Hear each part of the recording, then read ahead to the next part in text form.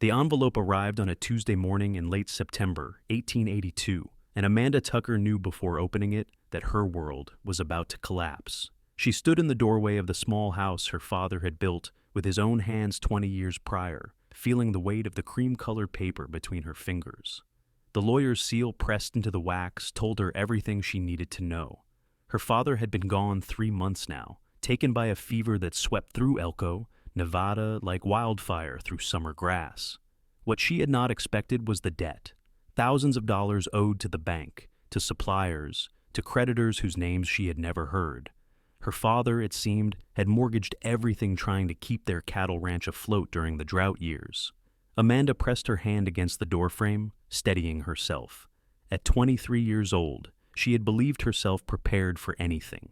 She could rope a steer, mend a fence, break a horse, and shoot straighter than most men in town. But this paper in her hands represented something she could not fight with skill or determination. The bank was calling in the debt.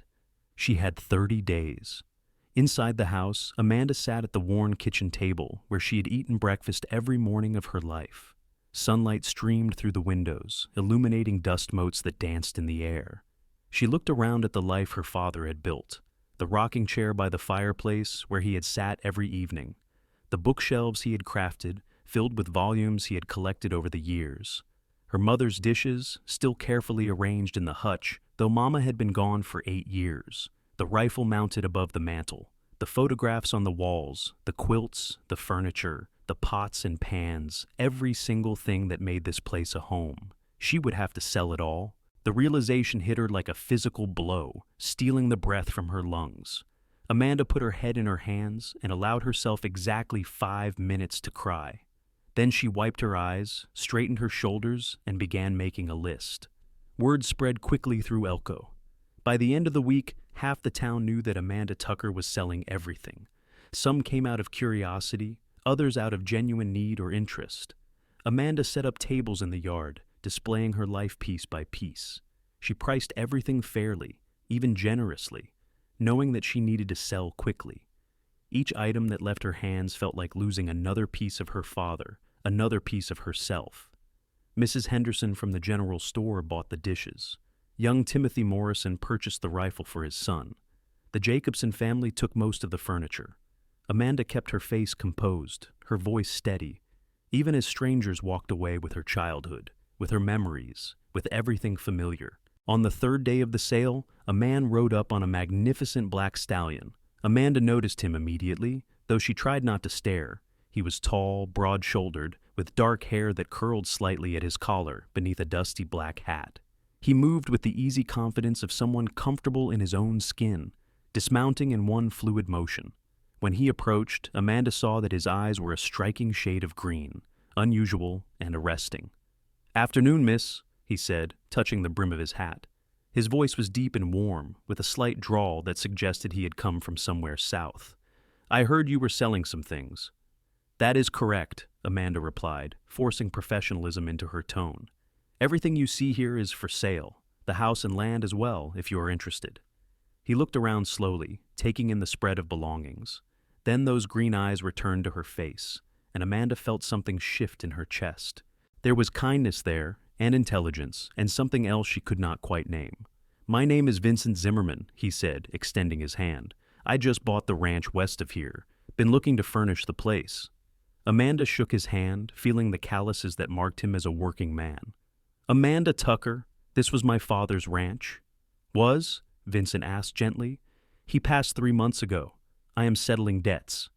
The words came out flat, rehearsed. She had said them so many times now. Vincent nodded slowly, understanding dawning in his expression. He did not offer empty condolences, which Amanda appreciated. Instead, he began examining the items more closely. He picked up books, tested the sturdiness of chairs, ran his hand along the wood of the table. "How much for everything?" he asked suddenly. Amanda blinked. "I am sorry?" "Everything. The furniture, the books, the household goods, the ranch itself. How much would you need to clear your father's debts and have something left over to start fresh?" Her heart began to pound. "I do not understand. You want to buy everything?" "That is exactly what I am saying." Vincent pulled out a small notebook and pencil. "Give me a number, Miss Tucker, an honest one. Amanda's hands trembled as she calculated in her head. The debt was $2,800. She would need at least $200 more for travel and living expenses, while she figured out what to do next. $3,000, she said quietly. Vincent did not even flinch. Done. I will need 2 days to get to the bank in Reno and arrange the transfer. Will that work? Amanda stared at him, certain she had misheard. You are serious? You want to buy everything for $3,000 without even negotiating? I am a man who knows what he wants, Miss Tucker, and what I see here is quality. Your father built things to last. That is worth paying fairly for. He tipped his hat again. I will return Friday morning with a bank draft. In the meantime, please do not sell anything else. Consider it all spoken for. Before Amanda could respond, Vincent Zimmerman mounted his horse and rode away, leaving her standing in the yard with her mouth slightly open and hope flickering cautiously in her chest. The next 2 days passed in a strange limbo. Amanda stopped the sale, turning away the few people who came by, with polite explanations that everything had been purchased. She spent the time cataloging every item, making detailed lists as though documentation might somehow make the loss more bearable. She walked through the house, touching things, memorizing the grain of the wood, the weight of her mother's teapot, the smell of her father's books. She also found herself thinking about Vincent Zimmerman far more than was appropriate. There had been something in the way he looked at her, a directness that was neither presumptuous nor dismissive. He had treated her as an equal, a businesswoman conducting a transaction. Most men in town either pitied her or looked at her as though she were a piece of goods to be acquired along with her land. Vincent had done neither. Friday morning arrived with a sky so blue it hurt to look at. Amanda dressed carefully in her best dress, a simple blue cotton that her father had always said matched her eyes. She braided her blonde hair and pinned it up, then immediately took it down and rebraided it, frustrated with her own nervousness. This was a business transaction, nothing more. Vincent arrived exactly at 9 o'clock. This time he drove a wagon, and he was not alone. 2 other men accompanied him, both ranch hands by the look of them. Vincent dismounted and approached with a leather document folder. Miss Tucker, he greeted her with that same warm voice. I have brought the bank draft as promised. Amanda's hands shook slightly as she took the papers he offered. $3,000, exactly as agreed. It was really happening. Relief and grief crashed over her in equal measure. Thank you, she managed. I will just gather my personal items and be out of your way. About that, Vincent said, and something in his tone made her look up sharply. I wonder if you might have a few minutes to talk. Inside, perhaps? Confused but curious, Amanda led him into the house. In the kitchen, her kitchen for only a few more minutes, Vincent removed his hat and turned to face her. The morning light streaming through the window turned his dark hair almost bronze. Miss Tucker, I have a proposition for you, he began, and I want you to know before I say anything else that you are under no obligation to accept. The sale is complete, regardless of your answer to what I am about to suggest. Amanda's heart began to race. I am listening. I bought everything because I could see you needed help, and I was in a position to provide it. But the truth is, I do not need most of these things. My ranch is already furnished. What I do need is someone who knows this land, knows cattle ranching, and has the skills to help run a large operation. He paused, seeming to choose his words carefully. I am offering you a job, Miss Tucker, as my ranch manager. The position comes with a house on the property, fair wages, and respect, nothing more and nothing less. Amanda felt the floor shift beneath her feet. You want to hire me as a ranch manager? I have been watching this area for months before I bought my place. I have heard about Jim Tucker's daughter, who can work as hard as any man. I have heard about your skill with horses, your head for numbers, your fair dealing. Those are the qualities I need in someone helping me run my ranch. Vincent met her eyes steadily. I will not lie to you. Some people will talk. A single woman working for a single man raises eyebrows. But I am prepared to deal with that if you are. I need someone good at the job, and from everything I have heard and seen, that person is you. And the house, my family home? Vincent set his hat on the table. Here is what I propose. You work for me. Prove yourself, which I have no doubt you will. Meanwhile, I have no use for this house or this land. It borders my property, which is why I wanted it. But I do not need 2 homesteads. After a year, if you want it back, We arrange a payment plan. You buy it back piece by piece at the price you sold it for, no interest. If you do not want it back, I will sell it to someone else at that time." Amanda sat down heavily in one of the chairs that was no longer hers. "Why would you do this? You do not even know me. I know enough. And maybe I am a fool, but I believe in helping people when I can. My father lost everything when I was young. A stranger gave him a job and a chance to rebuild. I swore if I ever had the means, I would do the same for someone else." Vincent pulled out another chair and sat across from her, his posture open and honest. "I am not asking you to decide this instant. Think about it. You have the money now. You can go anywhere, do anything. But if you want to stay, if you want a chance to eventually get your family home back, the offer stands." Amanda looked around the kitchen, seeing it with new eyes. Everything here could be hers again. Not a gift, not charity, but earned through her own work. It was more than she had dared hope for an hour ago. "What would my duties entail?" she asked. Vincent's face broke into a smile that transformed his serious features into something almost boyish. "Everything involved in running a cattle ranch, managing the hands, overseeing the breeding program, handling the books, planning for market. I have 20 men working for me now, and I will need twice that when we expand in the spring. I am good with cattle and I know land, but I am learning the business side. I need someone who can handle the details while I handle the big picture. And you believe I can do this? Miss Tucker, you have been running your father's ranch alone for 3 months while dealing with his death and mounting debt. Yes, I believe you can do this." Amanda stood and walked to the window, looking out at the land her father had loved. The mountains in the distance, purple and eternal. The high desert valley with its tough grass and tougher people. This was her home. She had been preparing to leave it forever, to carry her grief and her memories somewhere unknown and start over with nothing. Now she was being offered a chance to stay, to work, to maybe reclaim what had been lost. She turned back to Vincent Zimmerman, this stranger who had ridden into her life 3 days ago and offered her a miracle. "I accept your offer," she said firmly. "When do I start?" Vincent's smile widened. "How about Monday? That gives you the weekend to settle things with the bank and decide what personal items you want to keep with you. The foreman's house on my property is empty and ready. It is not large, but it is comfortable and private." They shook hands again, sealing the agreement. As Vincent's calloused palm pressed against hers, Amanda felt a spark of something that was definitely not professional. She pushed it away firmly. This was a job, an opportunity, nothing more. Vincent Zimmerman was her employer now. Whatever strange flutter she felt in her stomach when he smiled at her was irrelevant and inappropriate. After Vincent left with his men to begin loading the wagon, Amanda walked through the empty house one last time. Strange how it already felt different, knowing she might someday reclaim it. The grief was still there, sharp and present, but now it mingled with something else. Hope, maybe, or determination. She touched the wall of her father's bedroom and whispered a promise to the empty air. "I will get it back, Papa. I will make you proud."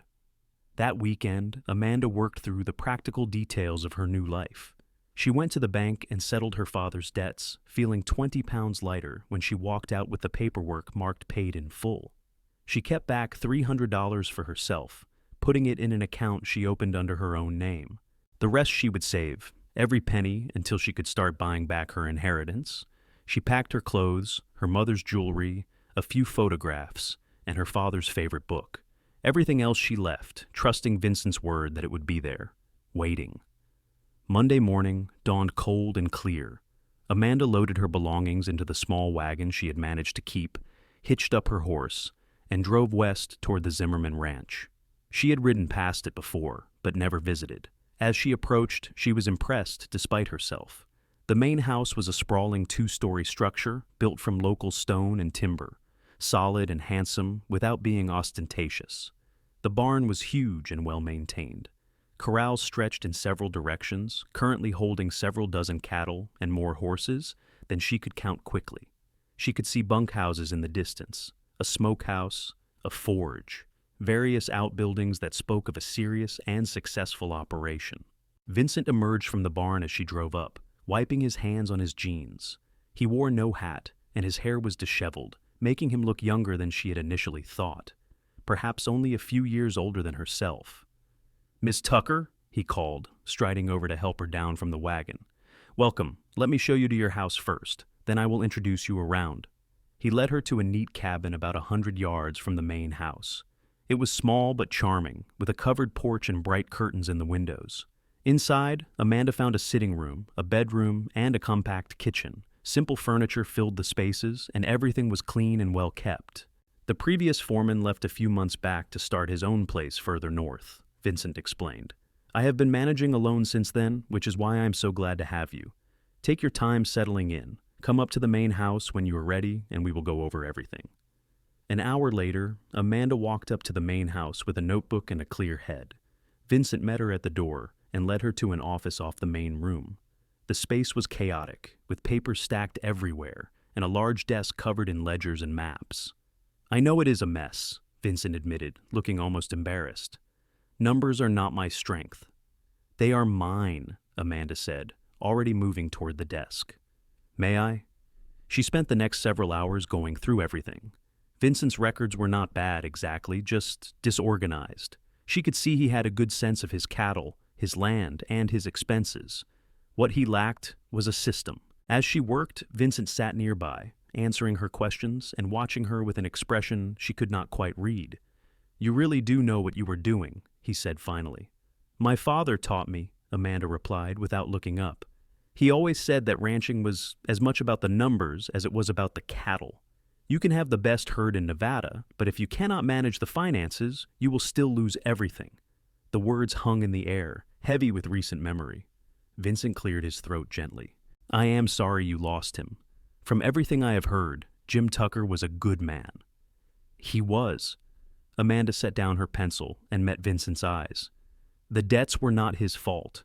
3 years of drought nearly destroyed every rancher in the area. He borrowed to keep going, betting that the rains would return. They did, but too late for him. Then we will make sure his daughter succeeds where circumstances defeated him," Vincent said firmly. "Come on. I want to introduce you to the men before dinner." The ranch hands were a mixed group, ranging from boys barely 18 to grizzled veterans of the range. Amanda felt their eyes on her as Vincent gathered them near the barn, saw the skepticism and curiosity. She lifted her chin and met their stares evenly. "This is Miss Amanda Tucker," Vincent announced. "She is my new ranch manager. What she says goes the same as if it came from me. Anyone who has a problem with that can collect their pay and ride out now." Silence stretched. Then one of the older hands, a weathered man with a gray beard, stepped forward. "Jim Tucker's girl?" he asked. "Yes," Amanda said clearly. The man nodded slowly. "I knew your pa. Good man, fair man. He said you could outwork and outthink most men twice your age." He looked at the other hands. "If she is half what Jim said, we are lucky to have her." The tension broke. A few men stepped forward to introduce themselves. Others nodded and went back to their work. Amanda felt Vincent's presence beside her, steady and supportive, and was grateful. The days that followed fell into a rhythm that felt both strange and natural. Amanda rose before dawn, as she always had, and spent her mornings riding the property with Vincent, learning the land and the herd. He was a good teacher, patient and thorough, never talking down to her or assuming ignorance. In the afternoons, she worked on the books and the planning, organizing the chaos into order. Evenings were the hardest. In her small cabin, with only her thoughts for company, Amanda felt the full weight of her loss. She missed her father's laugh, his steady presence, the way he hummed while he worked. But mixed with the grief was a growing sense of purpose. She was doing something that mattered, using the skills he had taught her. In a way, this work honored his memory better than tears ever could.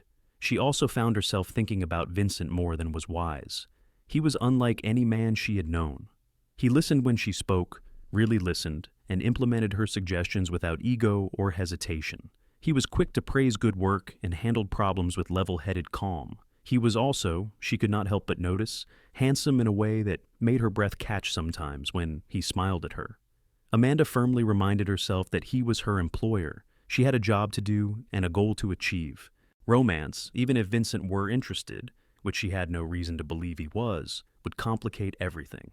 3 weeks into her tenure, a situation arose that tested her authority and her resolve. One of the younger hands, a cocky youth named Pete, who had joined the ranch just before Amanda, was causing trouble. He cut corners on his work, talked back to the older hands, and made it clear he had no intention of taking orders from a woman. Amanda tried patience first, then clear directives. When those failed, she knew she needed to address the situation directly. She found Pete in the barn, supposedly cleaning tack, but actually sitting idle. "Pete, we need to talk," she said firmly. He looked up with a smirk. "About what, Miss Tucker?" "About your work, or lack thereof. I have given you multiple chances to improve, but I am seeing no change. This is your final warning." Pete stood, his posture aggressive. "You cannot fire me. You are just the bookkeeper who thinks she is a manager. I am the ranch manager, and yes, I can fire you. I am giving you one more chance because I believe in being fair. But if I see any more laziness or disrespect, you are done here. I would like to see you try, sweetheart." The barn door opened and Vincent stepped inside. From his expression, Amanda knew he had heard at least part of the exchange. But instead of intervening, he simply leaned against the wall, arms crossed, clearly waiting to see how she would handle it. Amanda kept her focus on Pete. "My name is Miss Tucker or Madam, not sweetheart, and you will see me do exactly what I said. Now you have two choices. Get to work with a better attitude or collect your pay and leave. Which will it be?" Pete looked from Amanda to Vincent, clearly hoping for male solidarity. Vincent's expression remained neutral and unhelpful. Finally, Pete grabbed his hat. "I do not need this," he muttered, pushing past Amanda toward the door. "Then stop by the office for your wages," Amanda called after him.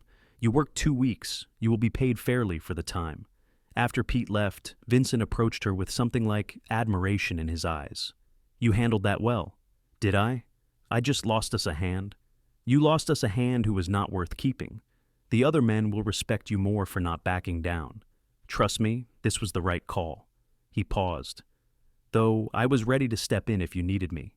"I know. Thank you for letting me handle it." Vincent smiled, and Amanda felt that now familiar flutter in her chest. She turned away quickly, making an excuse about needing to prepare Pete's final pay.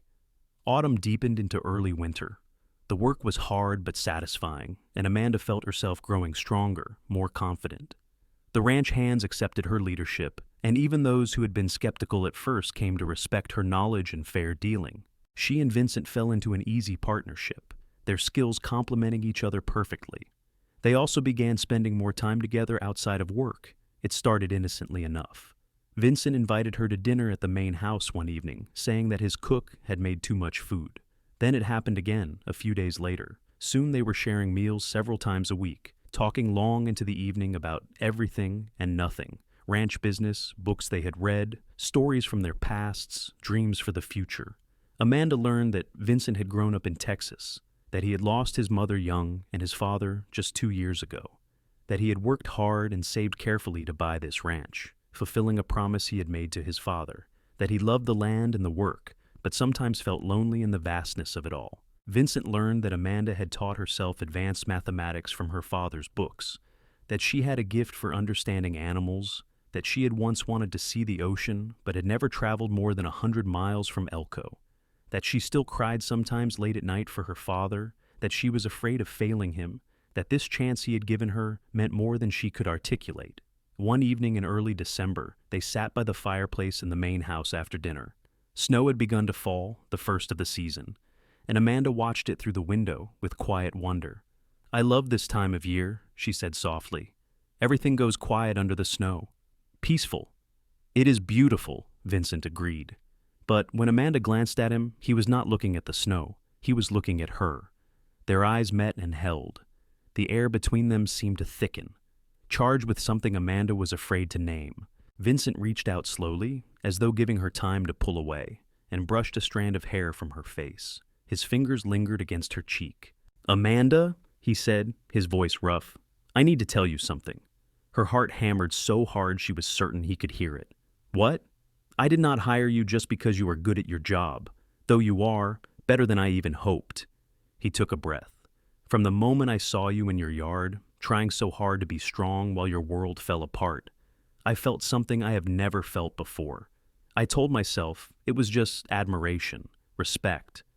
But these past weeks, working with you, talking with you, seeing who you really are, I cannot pretend anymore." Amanda could barely breathe. "Vincent, I am in love with you," he said simply. "I know this is not what you signed on for. I know it complicates everything. If you do not feel the same, we will never speak of it again. But I had to tell you the truth. I am in love with you, Amanda Tucker, and I have been since the day we met." The words hung in the air between them, precious and terrifying. Amanda's mind raced. This was her employer, her benefactor, the man who held her future in his hands. Getting involved with him could jeopardize everything. If things went wrong, she could lose not just her job, but her chance to reclaim her family home. But her heart did not care about logic or caution. Her heart knew that she had fallen in love with Vincent Zimmerman too, somewhere between the ranch work and the evening conversations, between his respect for her abilities and his kindness toward her grief. "I feel the same," she whispered. "I have tried not to. I told myself it was impossible, inappropriate. But Vincent, I feel the same." The smile that broke across his face was radiant. He cupped her face in both hands, his touch gentle despite his obvious emotion. "May I kiss you?" he asked. "Yes," Amanda breathed. When his lips met hers, it felt like coming home and leaping off a cliff all at once. The kiss was tender and passionate, full of weeks of restrained longing. Amanda's hands found their way to his shoulders, feeling the solid strength of him. Vincent's arms came around her waist, pulling her closer. When they finally broke apart, both breathing hard, Vincent rested his forehead against hers. "I have wanted to do that for so long," he murmured. "So have I," Amanda admitted. They sat together by the fire, hands entwined, watching the snow fall and talking about this new development. Vincent was adamant that her position was secure, regardless of what happened between them personally. Amanda insisted that she would continue to earn her place through work, not through any romantic relationship. "We should probably keep this quiet for now," Amanda said reluctantly. "People already talk about me living here and working for you. If they knew we were courting—" "I understand," Vincent said, though he looked unhappy about it. "But Amanda, I want you to know my intentions are serious. This is not some passing fancy. I want a future with you." "We have time," Amanda said, squeezing his hand. "Let us take this slowly and see where it leads." The next months were some of the happiest and most complicated of Amanda's life. Publicly, she and Vincent maintained a professional relationship. She continued to live in the foreman's cabin and work as ranch manager. The hands knew she was good at her job, and the operation ran smoothly under her guidance. Privately, they stole moments together whenever they could. Rides out to check on distant parts of the herd that somehow became picnics. Late evening dinners that stretched into the night. Stolen kisses in the barn when no one was looking. Amanda felt like a girl with a secret, giddy and scared all at once. Christmas came, and Vincent gave her a gift that made her cry. It was a small wooden box, beautifully carved, containing the deed to her family home. "It is still in my name for now," he explained, "but this is my promise to you. When you are ready, when you have saved what you need to feel like you earned it back, we will transfer it. No interest, no tricks. It is yours, Amanda. It always will be." She kissed him then, not caring that they were standing in the main house where anyone might see. The gift was not just the deed, but the faith behind it. The belief that she would succeed, that she was capable and strong. Winter gave way to spring, and with it came the busy season. Calving time meant long days and short nights. Amanda worked alongside the hands, pulling breech calves, nursing weak ones back to health, keeping meticulous records of every birth. Vincent watched her with obvious pride and love, and Amanda caught some of the hands exchanging knowing looks. One evening in late March, after a particularly difficult birth that she and Vincent had handled together, they stood by the corral, watching the new calf wobble on uncertain legs. Amanda's clothes were filthy. Her hair had escaped its braid, and she was exhausted. Vincent looked equally disheveled.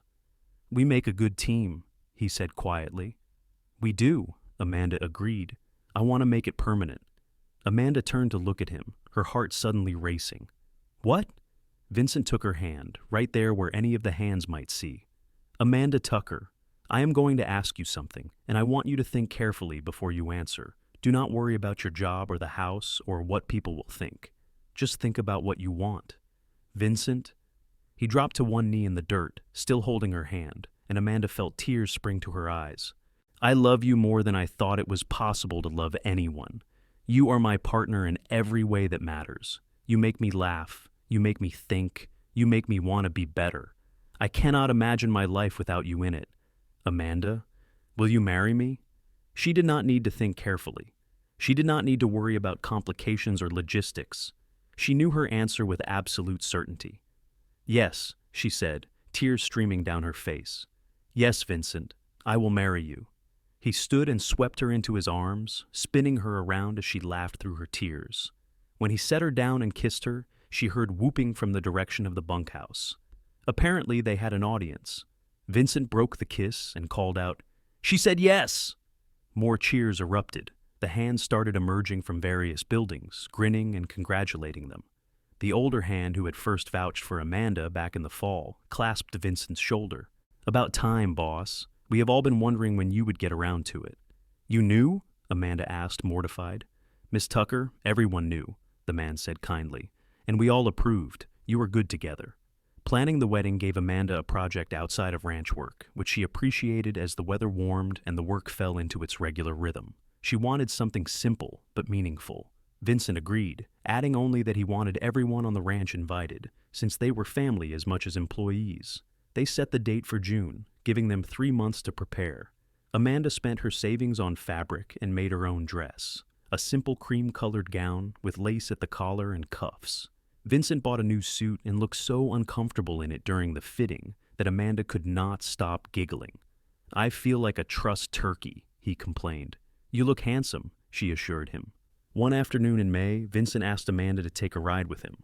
They saddled up and headed east, and Amanda realized with a start that they were riding toward her family home. She had not been back since the day she left. "I thought you might want to see it," Vincent said as they approached. The house looked exactly as she remembered it. The yard was neat, the fence mended, everything maintained. Vincent had been taking care of it, she realized, keeping it ready for her. They dismounted and Vincent produced a key. Inside, Amanda gasped. Everything was there. Her mother's dishes in the hutch, her father's books on the shelves, the rocking chair by the fireplace, the quilts, the photographs, every single item she had sold. "I do not understand," she whispered. Vincent came to stand beside her. "I never took any of it away. I bought it all because you needed me to, but I always planned to give it back, not because you bought it back or earned it back, but because it is yours. It always was." Amanda turned to him with tears in her eyes. "But the plan was for me to pay you back over time, to earn it. You have earned it, Amanda. You have worked harder than anyone I know, but this is not about earning. This is about you being home." He pulled an envelope from his pocket. "This is the deed, transferred to your name as of yesterday. No money exchanged, no debt owed. It is yours." "Vincent, I cannot just accept this. It is worth thousands of dollars." He took her hands in his. "Amanda, in a few weeks, you are going to be my wife. What is mine is yours. But even if you were not, I would still do this. I bought everything that day because I saw a woman in trouble and knew I could help. The money means nothing to me compared to seeing you whole and happy." "So you gave it all back," Amanda said, understanding washing over her. "Everything I sold, you are giving back to me." "Everything," Vincent confirmed. "Though I was hoping we might live here together after the wedding. It is closer to town than the main house, and it has good memories for you. We can keep the foreman's cabin for the actual foreman I will need to hire to replace you when you become my wife, rather than my employee." Amanda laughed through her tears. "You have this all planned out, do you not?" "I have been planning it since the day I met you," Vincent admitted. "I know that probably makes me sound calculating, but Amanda, I saw you and I knew. I just knew you were the one." She kissed him then, pouring all her love and gratitude and joy into it. When they broke apart, she looked around the house that was once again hers, filled with her family's belongings, and now, with the promise of new memories to be made. "Yes," she said, "let us live here. Let us fill this house with love and laughter, and maybe, someday, children." Vincent's smile could have lit the whole valley. "Is that a proposal, Miss Tucker?" "It is an acceptance of every part of the life you are offering me," she said. "The ranch, the partnership, the love, all of it." They spent the rest of the afternoon in the house, making plans and dreaming dreams. Vincent pointed out repairs that needed to be done, and improvements he wanted to make with her blessing. Amanda chose their bedroom and started rearranging furniture in her mind. It felt right in a way that nothing had felt right since her father's death. The wedding took place on a brilliant Saturday in early June. The ceremony was held outdoors on the ranch, with mountains providing the backdrop and wildflowers decorating everything. Amanda wore her cream dress and carried a bouquet of those same wildflowers. Vincent wore his new suit and looked at her like she hung the moon. The local minister officiated, speaking about partnership and love, about building a life together through work and faith. When it came time for the vows, Vincent held Amanda's hands and spoke clearly. "I vow to love you in good times and bad, in prosperity and hardship. I vow to respect your strength and support your dreams. I vow to be your partner in all things, your equal and your complement. I will honor you, cherish you, and stand by your side all the days of my life." Amanda's voice shook with emotion as she replied, "I vow to love you with all that I am and all that I will become. I vow to work alongside you, to build our life together with my whole heart. I vow to trust you, respect you, and choose you every day. I will be yours in joy and sorrow from this day until my last." When the minister pronounced them married and Vincent kissed her, cheers erupted from the assembled crowd. Ranch hands, townspeople, friends old and new, all celebrating their union. Amanda felt her father's presence in that moment, as surely as she felt Vincent's arms around her, and knew he would approve. The celebration lasted well into the evening. There was food and dancing and toasts to the happy couple. The old hand who had first vouched for Amanda made a speech about how he had known it would work out from the start, which made everyone laugh. Vincent's cook, a taciturn man named George, presented them with a cake so elaborate it seemed almost a shame to cut it. As the sun set and lanterns were lit, Vincent led Amanda in a slow dance under the stars. She rested her head on his shoulder, feeling completely content for the first time in longer than she could remember. "Happy?" he murmured against her hair. "Happier than I knew I could be," she replied honestly. "Good, because I plan to keep you this happy for the next 50 years at least." They spent their wedding night in her family home, now their home. It felt sacred somehow, joining their lives in the place where her life had begun. Vincent was gentle and patient, and Amanda felt herself opening like a flower, vulnerable and trusting and completely loved. Afterward, they lay tangled together in the darkness, talking quietly. "I still cannot quite believe this is real," Amanda confessed. "6 months ago, I was preparing to lose everything. Now, I have everything back and more." "You have everything back because you worked for it," Vincent said firmly. "I just provided the opportunity. You did the rest." "We did it together," Amanda corrected, "and we will keep doing everything together." "Together," Vincent agreed, kissing her forehead. "Always." Life settled into a new rhythm after the wedding. Amanda continued to work on the ranch, though now as Vincent's partner rather than his employee. They hired a new foreman, a steady man named Carl, who had worked in Wyoming for years and knew his business. Amanda focused more on the financial side and long-term planning, while Vincent handled the day-to-day operations. They made their home in the Tucker house, as they called it, and Amanda found joy in small domestic tasks she had once done out of necessity. Cooking for her husband, tending a garden, making curtains for the windows. But she also rode out most days to check on the herd, kept the books meticulously, and participated in all major decisions. Vincent valued her input and never made her feel like her place was exclusively in the home. Their first year of marriage was not without challenges. A dry summer threatened the water supply. A pack of wolves took down 3 calves before they could organize a hunt. Beef prices dropped unexpectedly in the fall, cutting into their profits. But they faced each problem together, combining their strengths and supporting each other through the stress. Amanda also dealt with the more subtle challenges of being a woman in a man's world. Some of the ranchers in the area were uncomfortable dealing with her directly. Others made comments, usually behind her back, but sometimes to her face, about a woman trying to do a man's job. Vincent defended her fiercely, but Amanda learned to defend herself too, letting her competence speak louder than any words. In the spring of their second year together, Amanda discovered she was pregnant. She told Vincent one evening after dinner, watching his face transform from confusion to understanding to absolute joy in the space of seconds. "A baby?" he breathed. "We are having a baby?" "In about 7 months, according to my calculations," Amanda confirmed, grinning at his expression.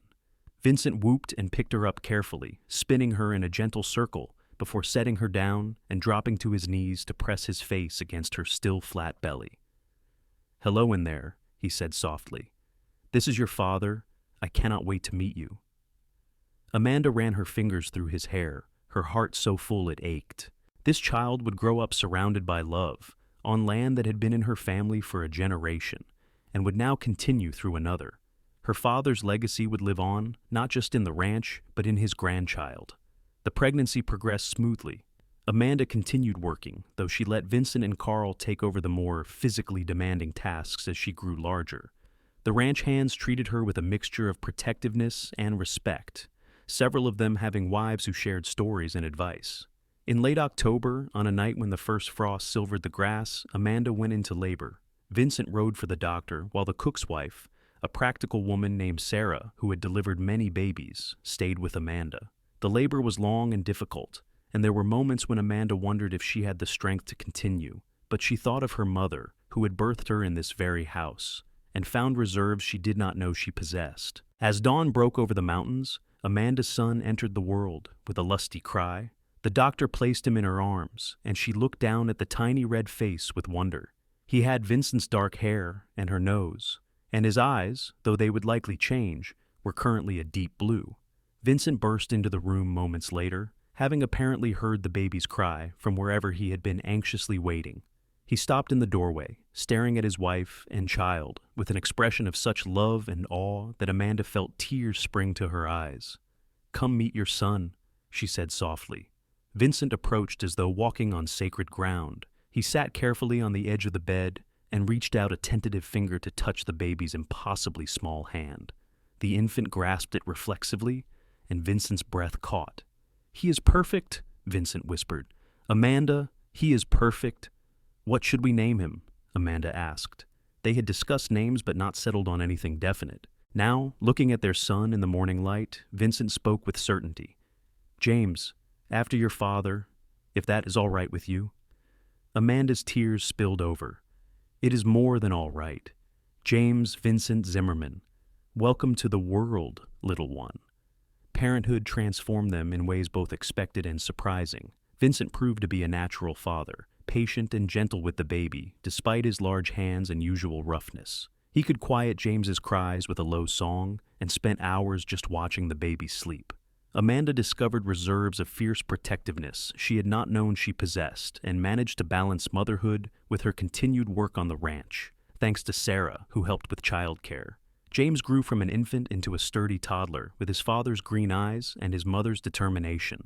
He took his first steps in the yard between the house and barn, stumbling toward Vincent, who caught him with a proud laugh. He said his first word at 10 months, "Dada," which made Vincent nearly burst with pride and made Amanda roll her eyes fondly. By the time James was 2, Amanda was pregnant again. This time she knew what to expect, and the labor was shorter, though no less intense. Their daughter was born on a warm spring afternoon, and from the moment she emerged, she was clearly her own person. Where James had been a quiet baby, Lily was loud and demanding. Where James had been content to watch the world, Lily wanted to grab it with both hands. Vincent was besotted with his daughter. Amanda would often find him in the nursery, holding Lily and telling her stories about the ranch, the cattle, the land that would someday be partly hers. The sight never failed to make Amanda's heart swell with love. The years flowed by, marked by the rhythms of ranch life and family milestones.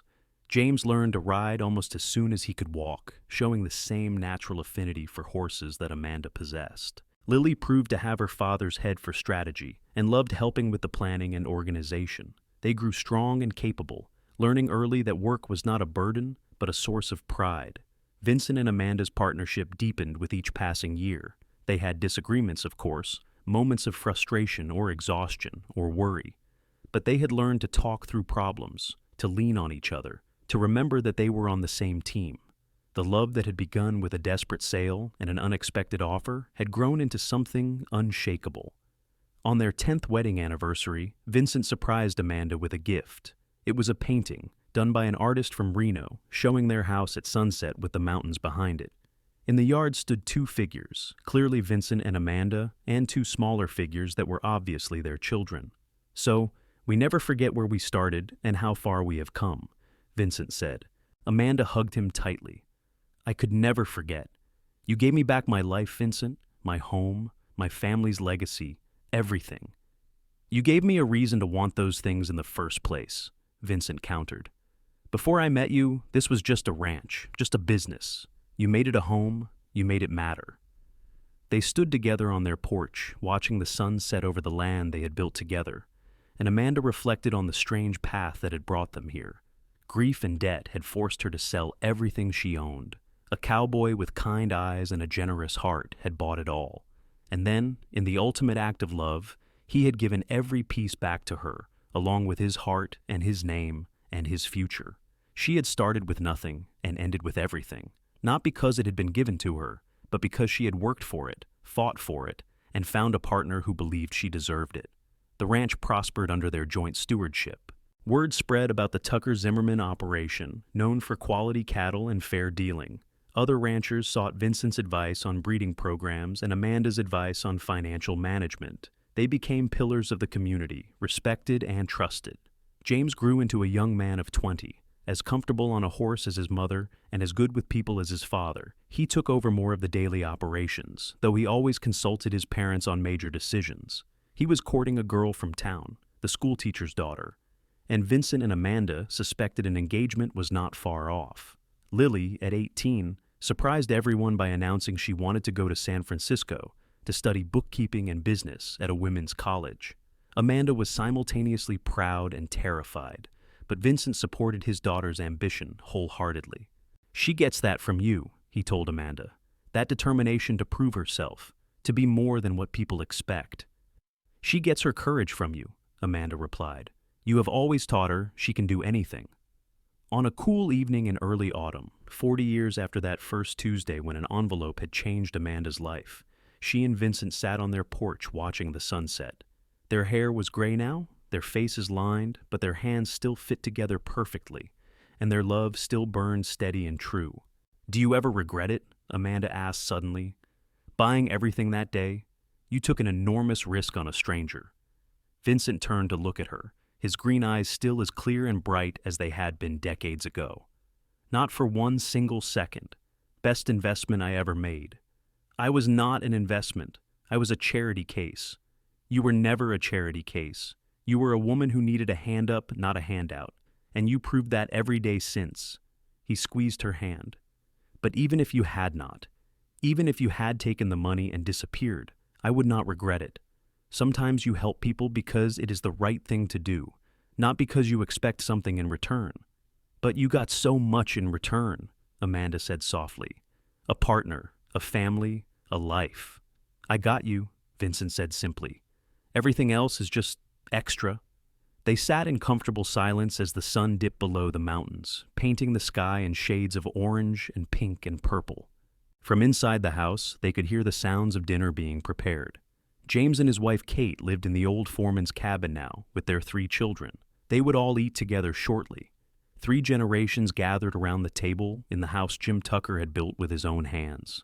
Amanda thought about that scared young woman who had stood in her yard selling her life piece by piece, never imagining that the man who bought it all would give it back along with a love beyond measure. She thought about the journey from that moment to this one, all the work and worry and joy that had filled the years between.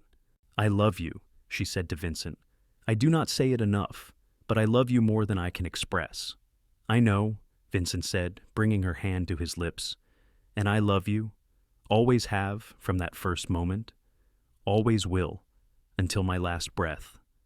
As the stars began to appear in the darkening sky, Amanda leaned her head on her husband's shoulder and felt completely at peace. She had sold everything she owned because circumstance had left her no choice. A cowboy had bought it all because his heart was good and generous, and then he had given every piece back to her, not because she had earned it or bought it, but because real love gives freely without expectation of return. Their story had started with loss and desperation, but it had become something beautiful, a partnership built on mutual respect and trust, a family created from love and determination, a legacy that would continue long after they were gone, in the land they had tended and the children they had raised and the example they had set. The house stood solid behind them, filled with the same furniture and books and dishes that Amanda had sold in desperation 40 years before.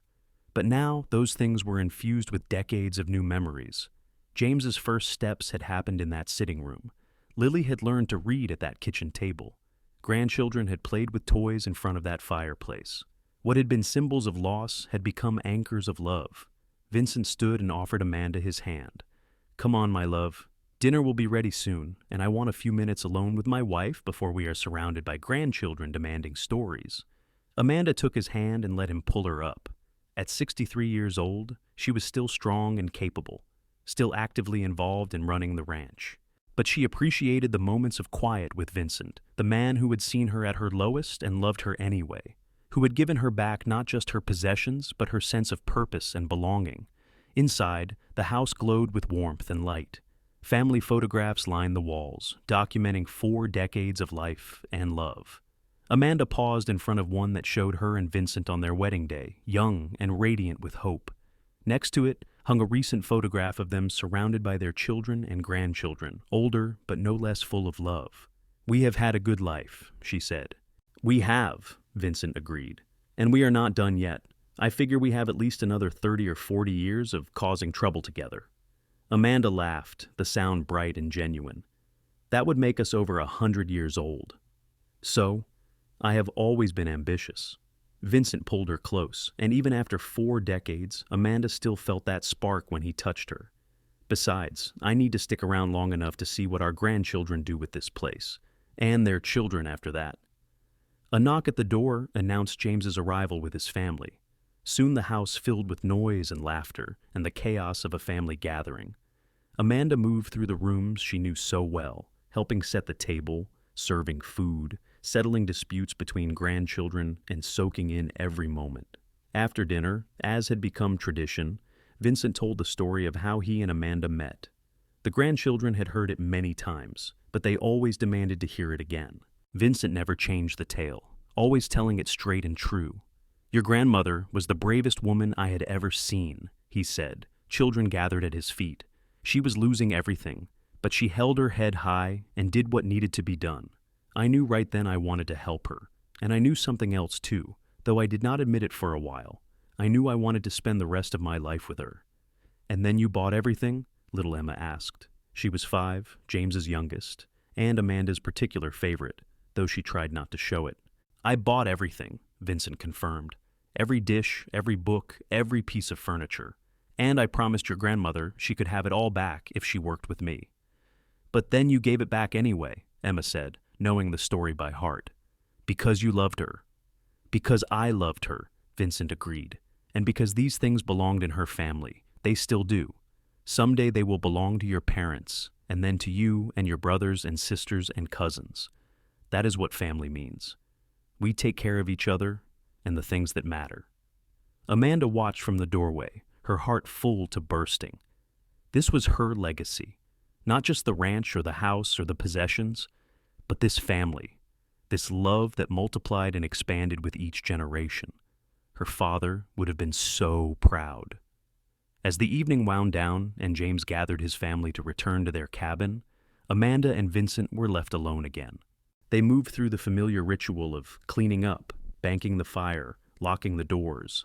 In their bedroom, Amanda sat at her mother's vanity and unpinned her gray hair. Vincent came up behind her and took over the task, his fingers gentle. "I found something the other day," he said, "in the office. Do you want to see?" Curious, Amanda followed him to the small office off their bedroom. Vincent pulled out a drawer and retrieved a faded piece of paper. It was the original list Amanda had made 40 years ago, cataloging everything she needed to sell. Her handwriting had been shaky that day, she remembered, her hands trembling with grief and fear. "You kept this?" she asked. "I kept everything from that day. The list, the bill of sale, all of it." Vincent pulled out more papers, showing her. "I wanted to remember where we started, how far we had come." Amanda ran her finger down the list, reading items she had not thought about in years. 1 quilt, handmade by her mother. 1 set of dishes, blue and white china. 1 rifle, Winchester model, 1873. 1 rocking chair, oak. The list went on, each item representing a piece of her life she had been forced to give up. "And you gave it all back," she said wonderingly. "Every single thing on this list is still in this house." "I told you I would," Vincent said simply.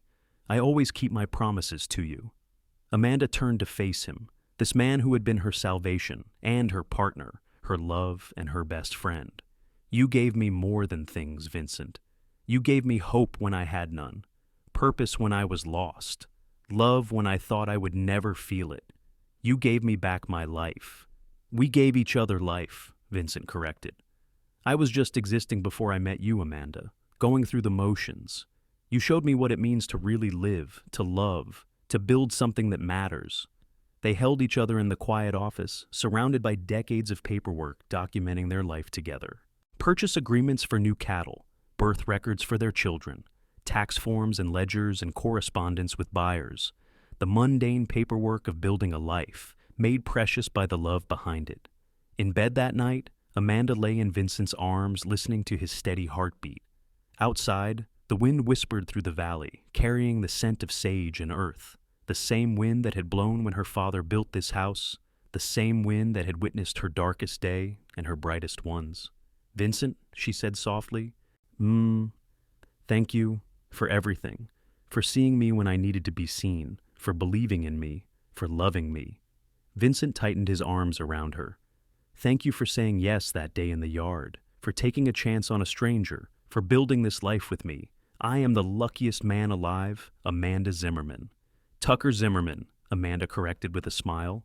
"I may have taken your name, but I kept my father's too. We are both together."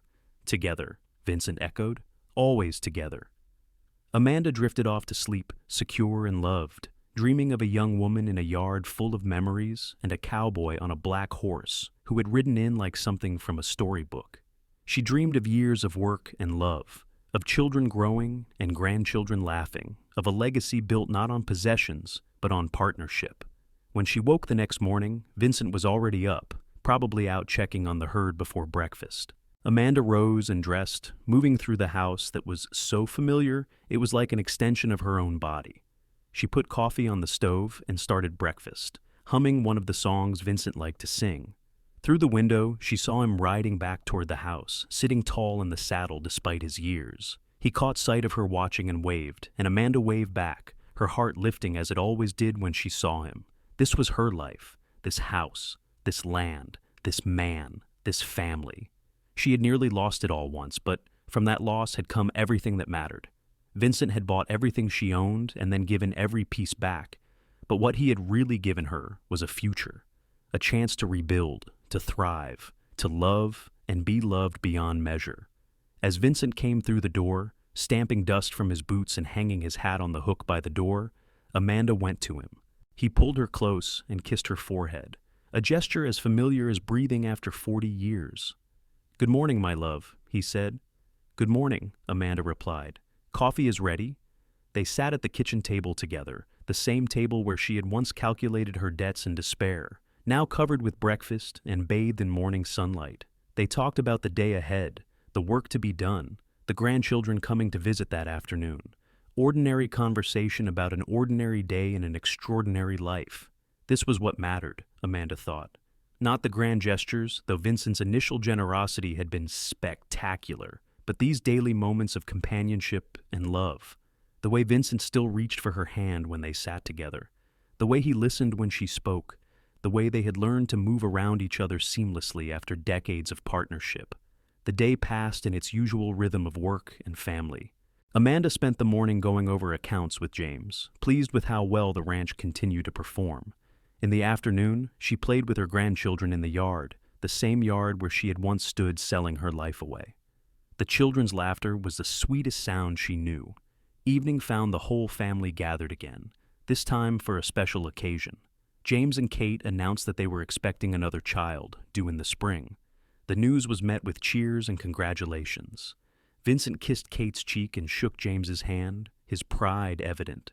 "Another grandchild," he said to Amanda later, as they prepared for bed. "How did we get so lucky?" "Hard work and good love," Amanda replied, the same answer she always gave. Because it was true. Everything good in their life had come from those two things, work and love, intertwined and inseparable. The years continued to pass, each one bringing new joys and occasional sorrows. They lost old friends and welcomed new grandchildren. The ranch evolved with changing times, incorporating new techniques, while holding fast to the values that had always guided them. Vincent and Amanda grew older, but never old, remaining active and involved, still partners in every sense. On their 50th wedding anniversary, their children and grandchildren threw them a party that drew people from all over the county. Amanda wore a new dress in the same cream color as her wedding gown. Vincent wore his best suit, still uncomfortable in it, but willing to endure for the occasion. Person after person stood to toast them, speaking of their contributions to the community, their exemplary partnership, their love that had inspired others. Amanda was touched, but also slightly embarrassed by all the attention. She had never sought recognition, only to build a good life. When it was James's turn to speak, he grew emotional. "My parents taught me everything worth knowing," he said. "How to work hard, how to treat people fairly, how to love with your whole heart. But most of all, they taught me that real strength is being willing to accept help when you need it, and being generous enough to offer it when you can. 50 years ago, my father saw my mother in trouble and helped her. That decision changed both their lives and created our family. I am proud to be their son." Vincent and Amanda held hands throughout the speeches, occasionally exchanging glances that communicated more than words ever could. When the formal part of the evening ended and dancing began, Vincent led Amanda onto the floor. They moved together as they had for 50 years, perfectly in sync. 50 years, Vincent said wonderingly. Seems like yesterday and forever at the same time. I know what you mean, Amanda said. I can still see that young man on the black horse riding into my yard. But I also cannot imagine a time when you were not beside me. I will always be beside you, Vincent promised, for as long as we both live, and beyond, if I can manage it. Amanda laughed and rested her head on his shoulder, swaying to the music and feeling utterly content. This was the fairy tale ending she had never expected to have. Not a perfect life, because life was never perfect, but a complete one. A life full of work and love, struggle and triumph, ordinary moments and extraordinary grace. As the party wound down and guests began to depart, Amanda stood on the porch of her family home, looking out at the land bathed in moonlight. The mountains stood eternal in the distance. The valley spread before her, familiar and beloved.